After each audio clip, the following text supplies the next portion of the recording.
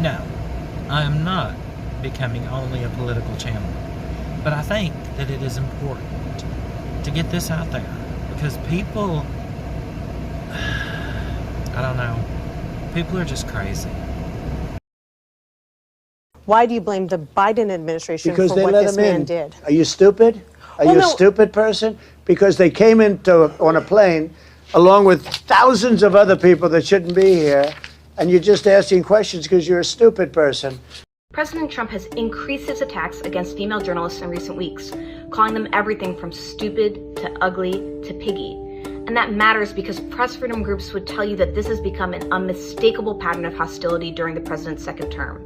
Just last week, he went after ABC News' chief White House correspondent. Mr. President, why wait for Congress to release the Epstein files? Why not just do it now? You know, it's not the question that I mind, it's your attitude.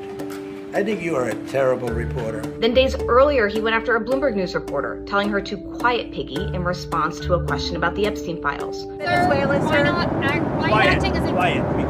The bottom line is that press freedom experts say that this type of rhetoric contributes to the global decline in press freedoms because it creates an environment of intimidation, especially for female journalists.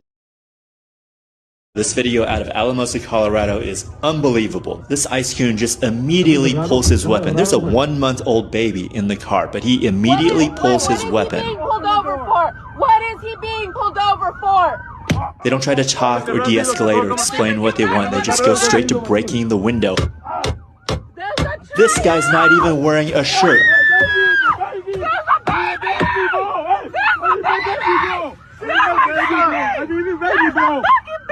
Baby, bro. Open the door. I need my baby, bro. There's a baby. Can you guys have a little bit mercy, dude? He has a 1-month-old. He has a 1-month-old. It's so clear these guys have no training, they don't fall under any standards, there's no accountability for them, which is why they keep pointing weapons at people. Remember, they shot and killed a man just 2 weeks ago near Chicago, Illinois, and they lied about it. No accountability, no charges, we don't even know who the agents were that killed that man.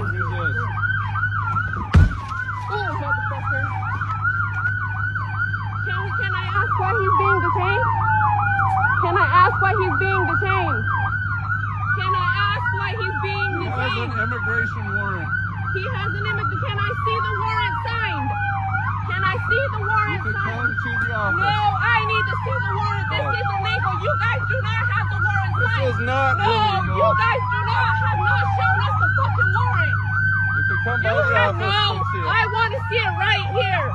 I don't care what your politics are, I don't care what your stance on immigration is, this should not be acceptable in a free country. Anyone carrying a badge and a gun need to have training, there needs to be standards, there needs to be accountability. That's the difference between a legitimate police force and a force of thugs. What we have right now with ICE is no different than the brown shirts in Nazi Germany. The brown shirts were the dregs of society, unskilled, unemployed, losers. They were angry, they were frustrated, they were violent, and Nazi Germany gave them a paycheck, gave them a uniform, and pointed them towards their political enemies. That is exactly what ICE is today. ICE is not a legitimate police force. They are not training their agents are not held to standards, they're not being held accountable for any of their actions. This state of affairs simply won't hold because when the federal government breaks our social contract in such a monstrous way, when they unleash these thugs onto our streets, society will break down because law and order, the social contract, is a two-way street,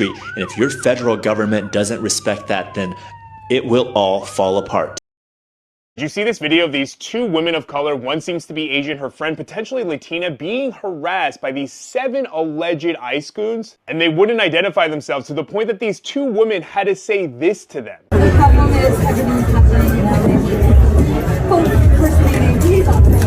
I am very happy to show you my ID. I just can't Early 20s, do not have any. And look at this guy, the guy with the badge around his neck. As soon as he notices that someone is filming him, he takes that badge and he picks it up, puts it through his neck hole, and puts it and hides it in his shirt. And in a second here, when he turns around, you'll see that badge is no longer there. And as you can see in this photo, the guy that's talking to them is also wearing a badge around his neck. And as you can see in this video, this Asian woman is constantly looking in the direction of where the badge is hanging around his body, to try to see what agency they're even from. And when the women are obviously very uncomfortable, they bring in a female alleged ice goon. Now this happened at Hermosillo Club in Highland Park, where from the street view you can literally see right on the patio where those two women were sitting. And from this view you can see that there's no access from the street, which means that they had to go through the front door and come out this door to get to the patio. Now the original poster of that video reached out to Hermosillo Club, who responded to them stating that when the people came in, they showed them IDs from the alcoholic beverage control, and that they were there to do an enforcement check, which typically means that they're checking IDs to make sure that people are not underage. Now this is where it gets highly suspicious, because the internet states that the alcohol beverage control does not carry badges but identification. But I did find out that people high up in positions like the chief or an investigator do carry around these badges, but as you can see, it clearly very largely says alcoholic beverage control. But if they really were there just to make sure that people were not underage, why are they hiding and sneaking their badges under their shirts when they realize they're being filmed? And why are they not clearly identifying themselves to people? Because I only see two options of why this would happen. Is these people are either faking, pretending to be from the alcoholic beverage control to get into the bar when they're really just looking for ice bounties, or these people actually work for the alcoholic beverage control and they're using their power to try to gain access to collect ice bounties themselves. So the reason ICE was grabbing people right after court is finally coming out. For months, people were walking into routine immigration hearings and not walking out. No warning, no explanation. ICE was waiting in hallways, outside courtrooms, even in parking lots. But now we know why. Back in July, DHS secretly changed a policy that reclassified long-time immigrants, people who lived here for years, as applicants of admission. And that label is supposed to be for someone who just crossed the border. But DHS applied it to asylum seekers, refugees, parents with US-born kids, people with work permits, everyone, anyone. But why? Because once they were slapped with that label, you pretty much became a mandatory detention case. No bond, no release, no chance to fight. So I started picking people up immediately after the hearings, not because anything new happened during court, but because the government quietly changed the rules. I don't even know what to say about that. That's fucked up.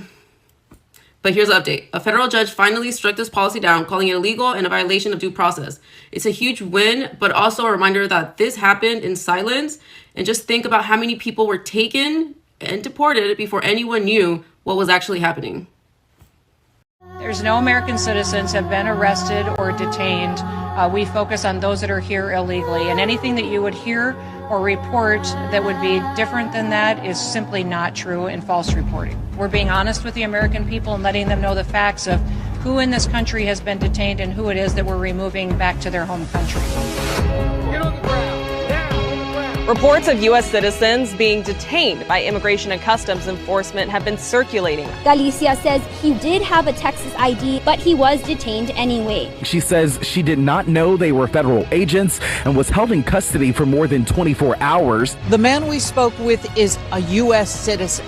He provided us with documentation of his legal status. She's a U.S. citizen of nearly 20 years, but on the night of March 29th, she felt like someone else. Like a criminal, and I'm not a criminal. That's crazy. Y'all got no heart, for real. No heart. No heart. Your agency acts as if laws don't matter, as if the election gave you some mandate to violate the Constitution and the laws passed by this Congress. It did not give you that mandate.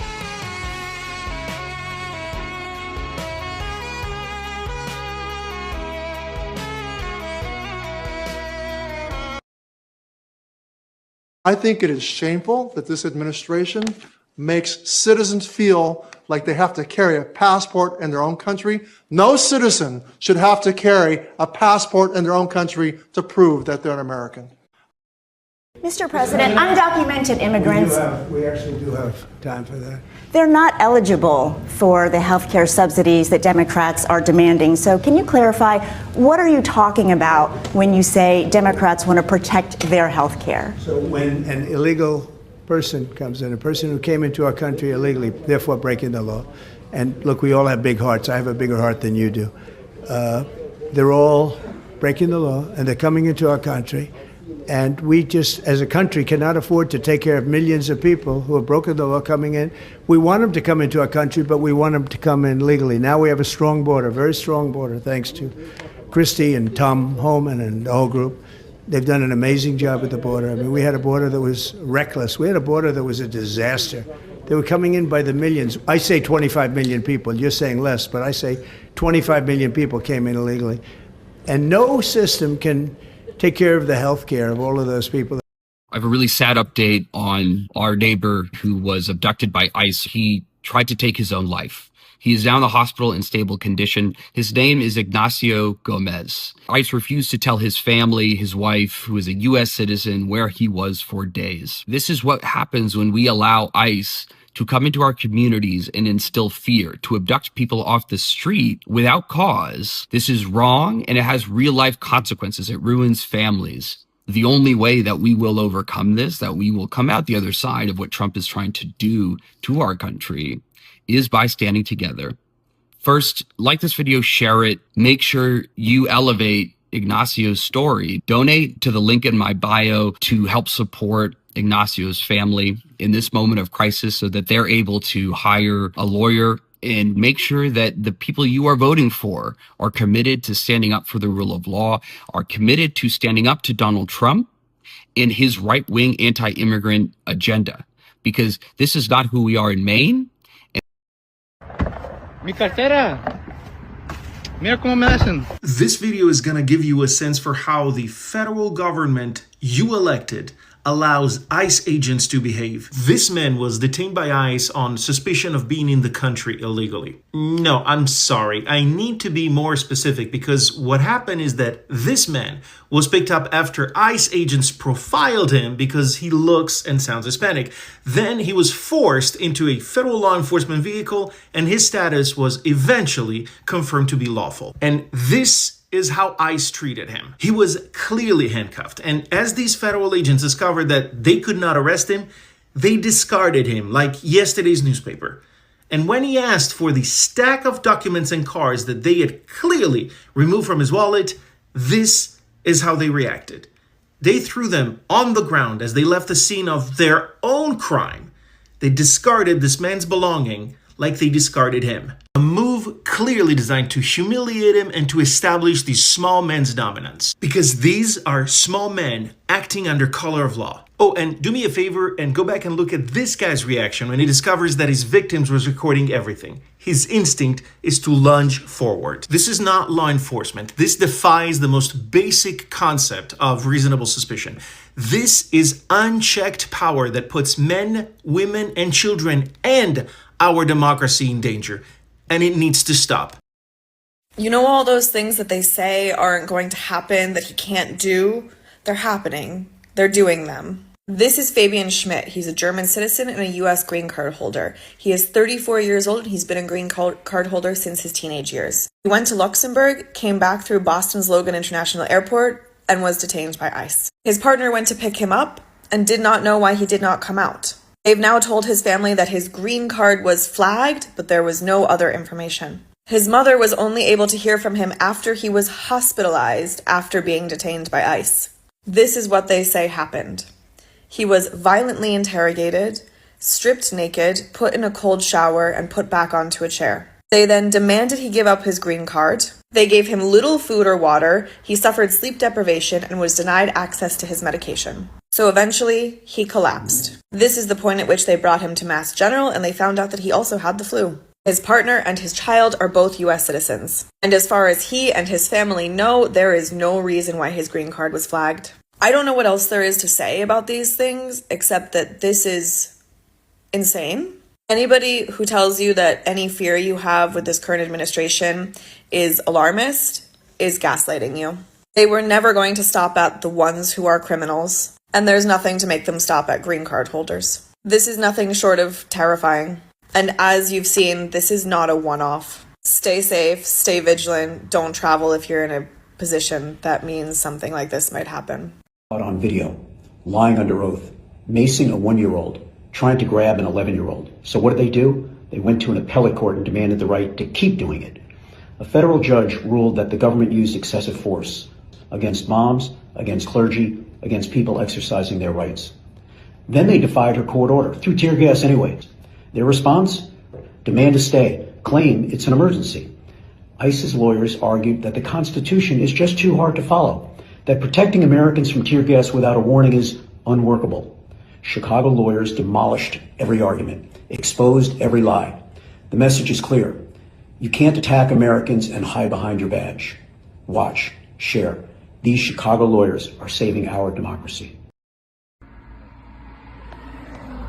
Mama! Ma! Ma! Ma! Ma! Ma!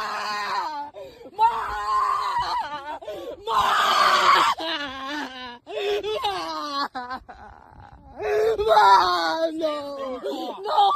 Ma!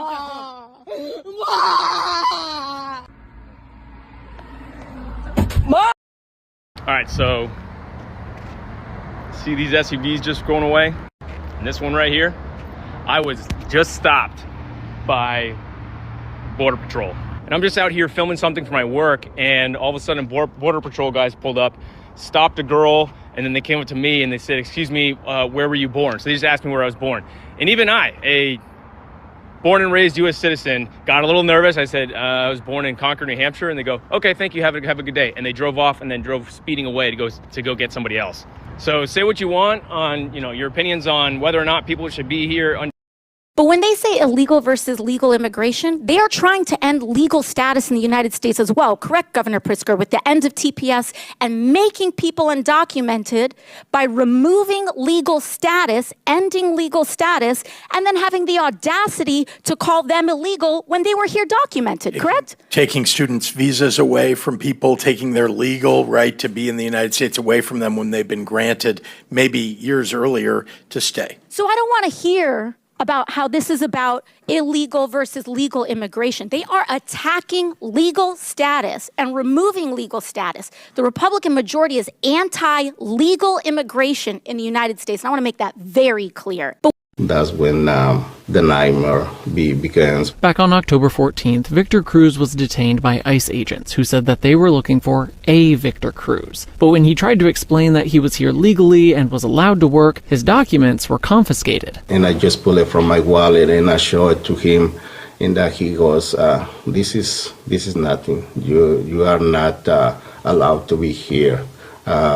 This doesn't protect you from us." He was taken to the ICE facility in Portland, where he said it became more clear that the agents arrested the wrong person, but that did not help his case. He was telling her he has a clean record. What do you want to do? The lady said, "I don't want anything to do with him. Just do whatever you want." After 5 hours being held in Portland, he was transported up to Tacoma, where he says conditions there were inhumane. Told us to get undressed, and they gave you some uniforms that they used there, and then they put us into a cell along with another 80 people. There were points where Cruz thought he was going to get deported, but his daughter was able to get a lawyer to get a temporary restraining order to keep her father in the country, and after weeks of fighting, they were finally able to get him released. They're still actively trying to deport him. We want our father to be here, and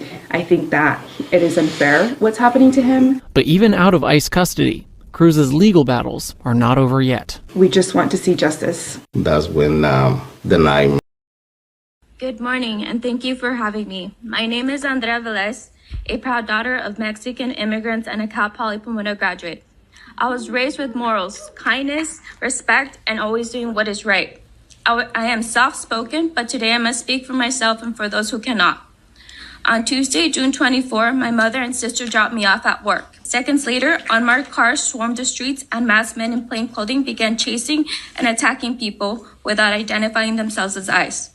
One of them ran towards me. Terrified, I'd used my work bag as a shield, but he slammed me into the sidewalk and accused me of interfering. When I asked for his badge or a warrant, he refused and handcuffed me. They didn't believe I was a U.S. citizen or bothered to check my ID. My mother and sister saw it all. Powerless to intervene, they called 911. But LAPD assisted ICE instead of protecting me. Another U.S. citizen, Luis Hipolito, was detained that day for recording. He was pepper sprayed, beaten. They minimized his pain as not a big deal, despite convulsing, bleeding, and struggling to breathe. Only after he was into shock did ICE call an ambulance. I spent most of the first day shackled in a van, watching others arrive distraught and taken against their will, while ambulances came and went for those attacked. Inside, I was denied the right to call my family or speak to a lawyer. ICE refused to disclose my whereabouts. Requests to use the bathroom or asking for food were met with hostility and anger. At the Metropolitan Detention Center, I could not access drinking water without purchasing a cup. Thankfully, another detainee lent me theirs. I was held there until Thursday, and my case was dismissed 2 weeks later for lack of evidence. Since that day, I no longer feel safe. I detached from my trauma, yet our community continues to be targeted because of the color of our skin. I urge you to hold ICE and other agencies accountable for dehumanizing our Hispanic and immigrant communities. Thank you. I'm an immigration attorney, and I'm going to tell you something that may save your life. ICE agents are literally trained to lie to your face. They'll tell you, just sign this paper, it will let you go home, you'll be free to leave. What they don't tell you is that that paper is often a voluntary departure form that ruins your chances of ever being able to come into this country legally. They'll tell you, we're just asking questions, when really they're building a deportation case against you. They'll promise you, if you cooperate, we're going to help you out here. That's bull. There's no helping out. They are not social workers. They are enforcement agents. And here's one that makes me really furious. They'll tell parents, just sign this. Your kids will be able to stay with you. And actually, it makes it much harder for kids to stay with their families. The worst part about all of this is that it's 100% legal. The courts have ruled that ICE agents can use deception during arrests and interrogations. So when people ask me why immigrants don't trust the system, well, this is why. If you want to know what your real rights are, drop me a follow. I expose what they don't want you to know. Do not honk at ICE because it's a crime, or at least that's what they want you to believe. I've seen several videos circulating where citizens, people have been arrested or detained after being accused of honking their horn, like in this case. So what here's the thing. 18 USC 111. If someone is impeding our operations, if they're assaulting us. So you were trying to find an illegal alien and he was impeding your operation. Tell me how he was doing that. Honking. We're not allowed to honk. We're not allowed to honk. So here's the thing. Honking Here's the thing. You know exactly what that is. What you understand what the honking is for. You understand it's to alert people. So let me be clear about one thing. Honking your horn in most circumstances is not obstruction of justice.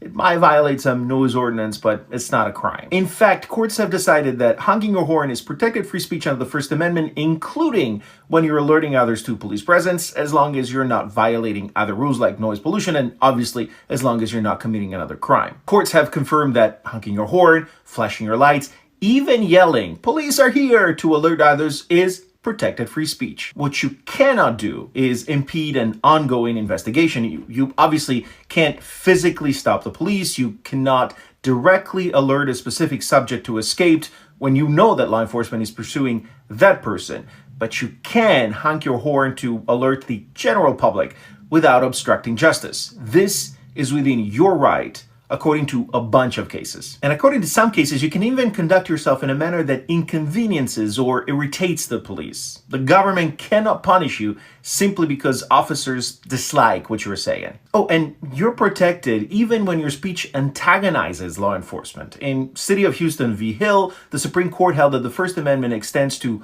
verbal challenges directed at officers. Now, two things to bear in mind. Number one, just because you're allowed to do something by law doesn't mean you're not going to be detained or even arrested, and then you're going to have to sort things through the court system. Number two, the line between honking the horn as protected free speech and violating a certain ordinance, for example, on noise pollution, can be very blurry. So be prepared to have an argument about it. And as always, most importantly, know your rights. About the large-scale ICE operation in Houston that lasted 10 days, in which more than 1,500 people were detained by immigration authorities. There is one case that I covered last week that I haven't had the chance to talk about on social media. Listen closely. On October 31st, on the last day of this operation, a van with several adults with disabilities was rammed by unmarked vehicles. This happened while they were on their way to an adult daycare. They had no idea what was happening. According to immigration attorney Bianca Santorini, who was on scene that morning and who spoke to those affected, the driver of the van and the passengers told her that they were approached by the same ICE agents that crashed into the van. They said that the van looked suspicious and that at that moment they were looking for illegal criminal immigrants. They quickly learned that the people in that van were not the target of their operation. But of course, the damage was done. One of the units was so damaged that it had to be towed away. The impact was pretty significant. You are looking at startled adults with disabilities. You're looking at elderly people that were scared. They had no idea what was happening. This is just one of the cases that we heard last week during a presser organized by Fiel. It was really shocking to watch this video because there's actually a 10-minute long video of this interaction between the attorney and everyone in this van. They were so confused. They were calling their boss. They were trying to figure out what to do. The van had damage. They were scared. It's just one of the examples that we've seen in the last few months of these measures taken by immigration officials. At times, they are going after vehicles that they just think look suspicious, people that they just think could be undocumented. In this case, I mean, it's shocking to see. It could have ended in death. It could have ended in a significant injury. Over 600,000 Venezuelans lost TPS, and a lot of them live here in Florida. Now they are undocumented. Is ICE going to go after them? Are they a priority in immigration enforcement operations? How is that going to deal with the people that lost TPS from Venezuela? Look, anybody who's in this country illegally, we will continue to go after and target anybody who is in our targeting system, whether you have a final order or we come across you in our 287G efforts. But our job is to keep the community safe. The men and women of ICE, as well as Florida, go after and using immigration law as it's written. We work within the laws that we are given, the laws that Congress gave us to work within, and that's what we're doing every single day. If we come across somebody that's illegal, we'll put them through immigration proceedings and ultimately be removed from this country. That's pretty interesting because these people were legal. They did apply for TPS, and all of a sudden, the rug was pulled out from underneath them.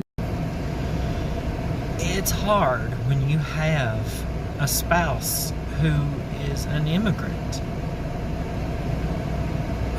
fully documented, but then you see things like this happening, and it's a lot of worry, it's a lot of aggravation, and I hate the way people are looking at it as, this can't affect me, so I don't care. Where's the empathy?